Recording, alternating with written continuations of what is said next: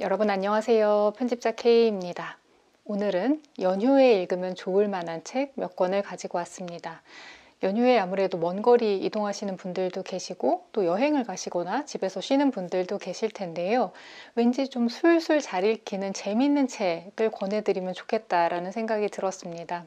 그래서 막히는 도로 위에서도 조금이나마 시간을 잘 보낼 수 있는 책 몇 권을 가지고 왔는데요. 첫 번째로 보여드릴 책은 너무나 유명한 책이죠. 이민진 작가님의 파친코입니다.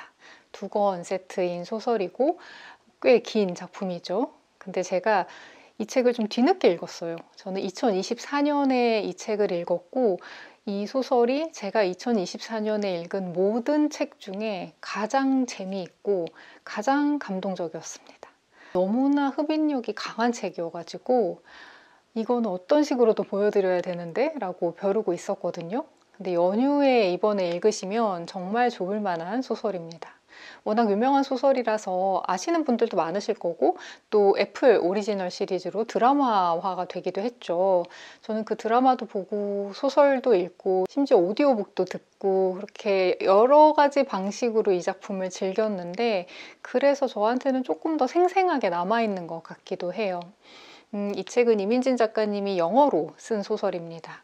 그래서 한국어로 번역이 되었고 한국계 미국인 소설가로서 경계인이 갖는 날카로운 시선과 공감을 바탕으로 복잡다단한 역사와 인간의 본질을 포착하며 제인 오스틴, 조지 엘리엇을 잇는 작가다라는 찬사 속에 정말 세계적인 작가가 되었습니다. 4대에 걸친 제1조선인 가족의 이야기를 다루고 있어요. 그래서 일제시대의 부산 영도부터 1980년대 후반에 일본의 그 버블 경제까지를 아우르면서 그 안을 살아간 어떤 한 가족, 4대에 걸친 가족의 이야기를 담고 있습니다. 뉴욕타임스가 선정한 21세기 100대 소설의 15위에 랭크가 된 굉장히 상위권에 랭크가 된 소설이기도 해요. 벌써 전 세계 30개가 넘는 나라에 번역 출간되었어요. 엄청난 세계적 베스트셀러죠. 전 세계에 누가 읽어도 재밌는 소설이겠지만 한국인이 읽었을 때 느끼는 그 감정적인 울림 같은 거는 정말 차원이 다르겠구나 싶습니다. 그래서 이런 이야기를 영어로 어떤 작가가, 한국의 작가가 써서 전 세계로 퍼져나가는 게 조금 더 빠르고 쉬웠다는 점도 참 절묘하다라는 생각도 들고요. 4대에 걸친 그렇게 스케일이 큰이라고 했을 때 조금 부담스러우실 수도 있는데 전혀 그럴 걱정을 하실 필요가 없는 것이 제가 생각하는 이민진 작가님의 가장 큰 장점은 캐릭터를 너무나 생생하게 그린다는 거예요.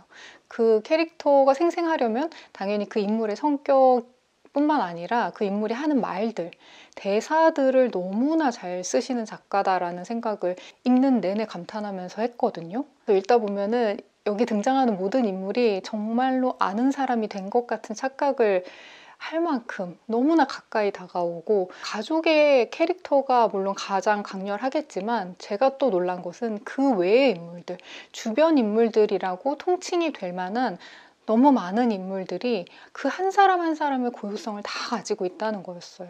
어느 인물 하나도 허투루 쓰지 않는구나. 그냥 이렇게 소용되듯 쓰고 버려지는 인물이 하나도 없구나라는 생각을 했습니다. 이 책이 일부 고향에서 시작을 하고 1910년부터 시작이 되는데 첫 문장이 참 유명해요. 역사는 우리를 저버렸지만 그래도 상관없다. 오래오래 회자될 첫 문장일 거라고 생각해요. 역사는 우리를 저버렸고 그것은 우리 힘으로 어쩔 수 없었던 일이지만 그래도 상관없다 하는 그 삶의 태도가 이 한 문장이 작품 전체를 좀 대변해주는 느낌.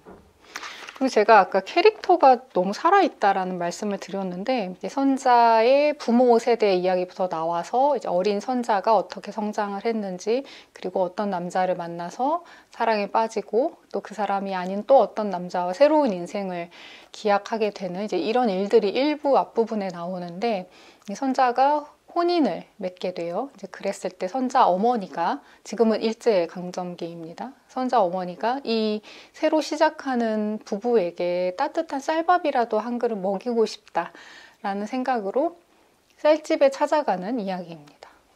왜 이 이야기를 하는데 눈물이 나. 어쨌건 쌀집을 찾아갔는데 쌀집의 주인도 이제 조선인이에요. 한국 사람인데 일본의 손님들에게 쌀을 팔면서 살고 있는 사람이죠. 근데 이 사람은 그냥 지나가는 인물이에요. 쌀집 아저씨예요, 말 그대로. 다시 안 나올 사람인데도 그 사람과의 대화가 한 네 페이지 정도에 걸쳐서 이어지는데 그 대사들, 주고받는 대사들만으로도 이 쌀집 아저씨의 인생이 막 보여, 갑자기. 그래서 너무 이게 뭐지? 하는 생각이 들게. 선자는 16이나 17쯤 됐을 터였다. 조 씨의 둘째 딸보다 몇 살 어렸다. 혼인하기에 알맞은 나이이긴 하지만 그 남자가 왜 선자와 혼인했을까? 석탄 배달부 전 씨는 그 남자가 부잣집 출신의 근사한 사람이라고 말했다. 선자에게는 불구의 피가 흐른다. 누가 그런 병을 원하겠는가? 아무리 오사카에 여자가 많지 않다고 해도 그렇지. 조 씨는 그렇게 생각했다. 그 사람이 좋은 조건을 내놨는가 봐에. 조 씨가 작은 주머니를 보고 인상을 찌푸리며 물었다. 양지는 그런 남자에게 넉넉한 지참금을 줄 형편이 아니었다. 배고픈 어부들과 애초에 집에 들이지 말았어야 했을 가난한 두 자매를 먹이고 나면 하숙집 여자에겐 동전 몇 잎이 겨우 남는다. 선자의 어머니가 하숙집을 하고 있죠. 조 씨의 딸들은 몇 해 전에 혼인했다. 작년에 둘째 사위가 시위를 주도하다가 순사에 쫓기자 만주로 도망갔다. 그래서 지금 조 씨는 사위가 그렇게 혼신의 노력을 다해 이 나라에서 쫓아내려 한 부유한 일본인 손님들에게 가장 좋은 곡식을 팔아서 그 훌륭한 애국자 사위의 자식들을 먹여 살리고 있었다. 단골 일본인 손님들이 아니었다면 조 씨의 가게는 당장 내일이라도 문을 닫을 것이고 가족은 굶어 죽을 판이었다. 잔치 치를 만치 필요합니까? 조 씨가 물었다. 양진이 그 값을 어떻게 다 치를지 가늠할 수 없었다. 두 사람 먹을 만치만 있으면 됩니다. 조 씨가 눈도 못 마주치고 자기 앞에 서 있는 작고 지친 여인에게 고개를 끄덕였다. 팔 쌀이 많이 없습니다. 조 씨가 거듭 말했다. 이런 식으로 이어지거든요. 근데 조 씨한테 곡식이 없는 게 아니죠. 쌀집에 쌀이 있죠. 그렇지만 일본인에게 팔아야 하고 일본인에게 받는 값을 이 가난하고 초라한 조선인 하숙집 여성에게 똑같이 받는 것이 자기에겐 너무나 힘든 일인 거예요. 시대가 보이고 이 사람이 보이고 이 사람이 자신의 삶을 지금 어떻게 생각하고 있는지도 보이고 너무나 찰나의 장면인데도 저한테는 되게 인상이 남아서 아주 중요한 사건들 다 제쳐두고 이 부분을 읽어보았습니다. 그래서 여러분 파친코 사두고 아직 안 읽으셨다 하시는 분들 정말 강추 추천을 해드리고요. 그리고 이런 어떤 스케일이 막 크고 역사적인 이야기 말고 지금 우리의 이야기 너무 재밌는 소설을 읽고 싶다라고 하시는 분들에게는 장진영 작가님의 취미는 사생활을 추천을 해드립니다. 현대인에게 집이란 무엇인가? 그 부동산 집을 말하는 거죠. 집 한 채라고 할 때 그 집이란 무엇인가. 그리고 아랫집, 윗집 사는 사람들 간의 관계, 층간소음 이런 우리에게 아주 익숙한 키워드들이 많이 나오는 소설이에요. 그런데 제가 이렇게 말씀드렸을 때 현실을 굉장히 그대로 그리는 전공법의 소설인가 보다, 소위 어떤 정통적인 소설인가 보다 오해하실 수도 있는데 그런 베이스가 분명히 있지만 이 작가님의 차별화되는 지점은 이분은 굉장히 특이한 방식의 대사를 쓰시거든요. 그래서 어떤 그 탄탄한 기반 위에 인물들이 되게 묘한 느낌을 줘요. 그래서 파친코랑은 정반대에 있는 거죠. 이 인물들의 상황 자체는 어디서든 흔히 볼 수 있을 상황인데 인물들의 대사, 이 인물들이 주고받는 대화가 굉장히 묘하고 거기서 드러나는 굉장히 특이한 블랙 유머와 이상한 느낌? 그것이 이 작가는 도대체 어떤 사람일까? 되게 궁금하게 만드는 소설입니다. 장진영 작가님 작품의 특징이에요. 이 책 말고 이 다음에 나온 소설도 그렇고 데뷔작부터 사실은 범상치 않은 작가였거든요. 그래서 굉장히 매력적이고 한국 소설에 이런 느낌으로 쓰는 작가도 있구나라고 새롭게 발견을 할 수 있을 만한 매력적인 작품입니다. 그래서 추천을 해드리고 싶어요. 장진영 작가님은 이전에 소설집이 하나 있었어요. 마음만 먹으면 이라고 자음과 모음에서 내는 트리플 시리즈, 그 단편소설 3편이 묶여있는 시리즈의 얇은 책이 하나 있었고, 이 책이 이제 장편, 약간 얇은 경장편이라고 해야겠죠? 경장편으로 처음 나왔어요. 이후에 민음사에서 치치새가 사는 숲이라는 역시 그 또한 범상치 않은 경장편 소설을 하나 더 펴내셨고요. 작품 활동 꾸준히 하시는 분이어서 앞으로가 더 기대되는 젊은 작가입니다.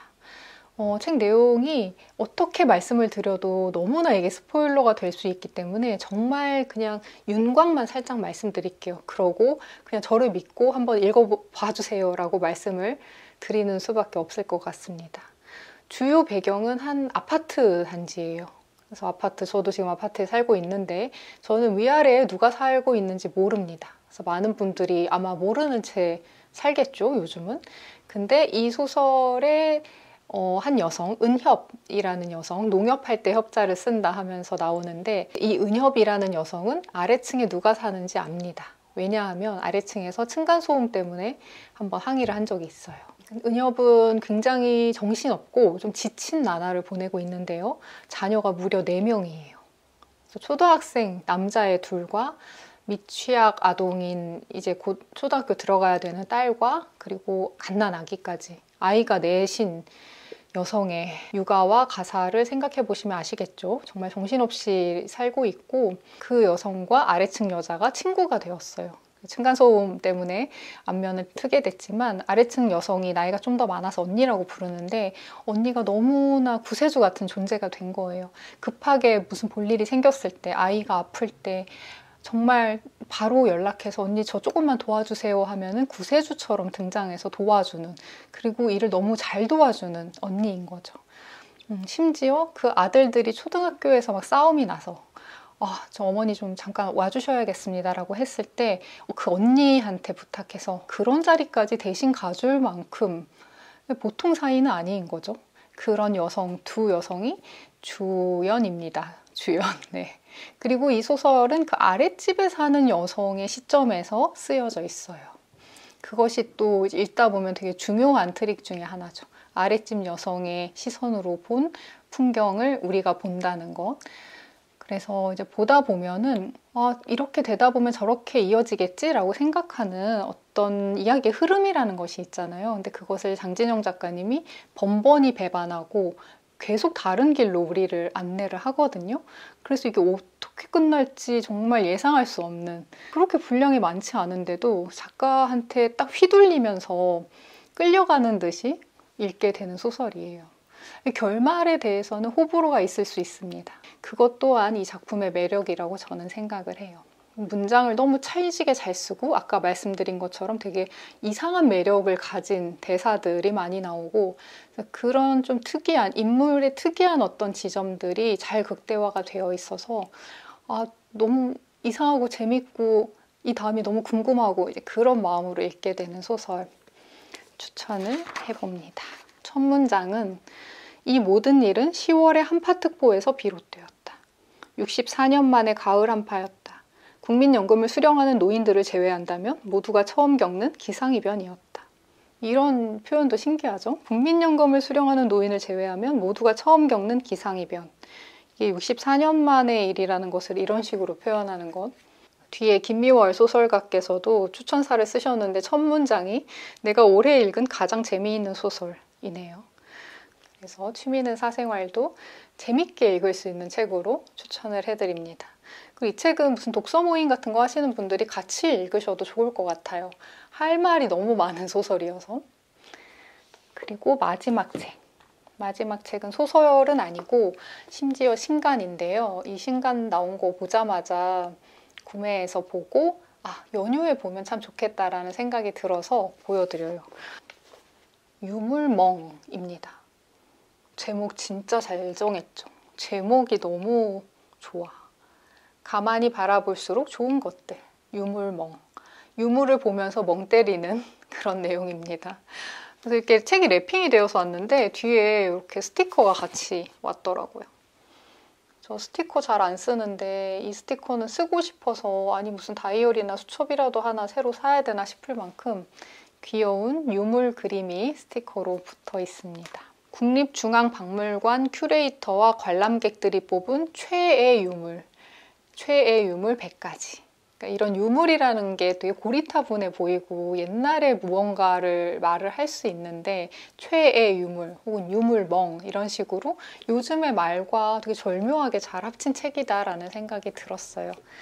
방금 말씀드린 것처럼 이렇게 각자가 뽑은 최애 유물에 대해서 이렇게 사진과 짤막한 사연 그리고 이 유물의 정보 이렇게 3박자로 이루어져 있는 책이에요. 근데 이 글을 쓴 사람이 이제 큐레이터나 학예사 같이 이 유물과 관련된 일을 전문적으로 하는 분도 계시고 아니면 박물관을 너무너무 좋아하는 관람객, 그러니까 일반 관람객이 쓴 나의 최애 유물의 사연도 있거든요. 그래서 되게 그 두루 읽는 재미가 있더라고요. 박물관 같은데 소풍, 뭐 견학 이런 이름으로 자주 갔고 이런 유물들 정말 많이 봤다 싶은데 어릴 때는 크게 감흥이 없었거든요. 뭐 저만 그런지 모르겠는데 저는 어린 시절에 일단 제가 속해 있는 지금 이 순간 나의 현재가 너무 중요하기 때문에 그렇게 오래전 사람들이 뭘 쓰고 뭘 입고 뭘 생각했는지가 그렇게 와닿지가 않았던 것 같아요. 근데 이제 시간이 흐르고 나서 저에게 시간이라는 그 관념 자체, 개념 자체가 중요해지고 의미를 가지다 보니까 먼 과거에 살던 누군가를 떠올린다거나 그 시절에 어떤 풍경으로 사람들이 생활을 꾸려나갔는가를 상상한다거나 하는 것이 훨씬 더 와닿기 시작한 것 같고 관심도 많이 생긴 것 같아요. 지금은 오히려 박물관 같은 데 가는 게 재밌고 좋거든요. 그래서 이제 그런 분들 보시면 특히 좋으실 것 같아요. 나무로 만든 비로자나 열애상, 조선 1622년. 와, 나무로 만든 거였구나. 이런 사진에 어떤 글이 붙어 있냐면요. 한방눈이 펑펑 내리던 지난 1월 어느 날 고요한 전시실을 찾은 한 엄마와 초등학생 아들의 소곤소곤 대화를 엿듣고 한참 웃었습니다. 엄마, 거북목 부처님. 아이의 눈에는 고개를 숙이고 있는 불상의 자세가 조금 구부정해 보이나 봅니다. 불상을 모시는 단상이 높아질수록 불상의 얼굴은 아래를 내려다보는 모습이 되는데 옆에서 그것을 정확하게 관찰한 것이지요. 보이는 대로 느끼는 대로 순수하게 생각을 드러내는 아이들을 보면 마음이 즐거워집니다. 이애령이라는 학예 연구관님이 이제 들은 내용을 바탕으로 쓴 거예요. 약간 거북목, 네, 거북목 불상이죠. 이런 것들도 있고요. 금동 반가 사유상 같은 작품도 있고. 그래서 나도 박물관 가서 좀 하나하나 보면서 나만의 최애 유물 만들고 싶다 이런 생각 들고요. 이런 토우가 저는 너무 귀여운 것 같아요. 토우 너무 귀엽죠. 신라시대 토우래요. 절풍 모양 모자를 쓴 토우. 신라 토기에 장식된 토우 가운데는 정수리가 이상하리만큼 뾰족하게 표현된 것들이 있습니다. 정말 삼국시대 신라인들의 머리는 이렇게 뾰족했던 걸까요? 복식학자의 눈으로 보자면 토우의 뾰족한 머리는 머리에 쓴 모자를 표현한 것으로 생각됩니다. 앞에서는 뾰족한 삼각형이고 옆에서는 반원형인 절풍모자를 간략하게 나타낸 것이죠. 삼국시대의 모자는 사회적 신분을 드러내는 역할을 했습니다. 토우에서 다양한 모자를 찾아볼까요? 이런 토우들 보는 재미가 있어요. 그래서 다양한 실제 자료로서도 재미가 있고 이것을 즐기는 다양한 사람들의 감상을 엿보는 재미가 있어서 유물멍 추천을 해드려 봅니다. 그래서 연휴 기간에 어디 좀 지방에 가실 일이 있거나 좀 길게 덧붙여서 여행을 가시거나 하시는 분들께도 도움이 될 수도 있겠다 싶기도 해서 겸사겸사 보여드렸어요. 네, 여러분 연휴 내내 뭐 맛있는 것도 많이 드시고 가족분들과 좋은 시간도 보내시고 아니면은 나만의 재충전을 위한 시간을 가지시고 그러셨으면 좋겠습니다. 연말 연초에 정말 다사다난한 일들이 많고 뭐 지금도 여전히 진행 중인 일들이 많긴 한데요. 좀 길게 쉬어가는 시간들인 만큼 그 연휴만큼은 조금 마음 편히 보내실 수 있으면 좋겠다 생각을 해보면서 오늘 영상 마무리 해보겠습니다. 다음에는 2월에 추천할 만한 도서, 신간 도서들 발빠르게 살펴보고 재밌고 좋은 책 몇 권 가지고 돌아오겠습니다. 여러분 끝까지 시청해 주셔서 감사합니다.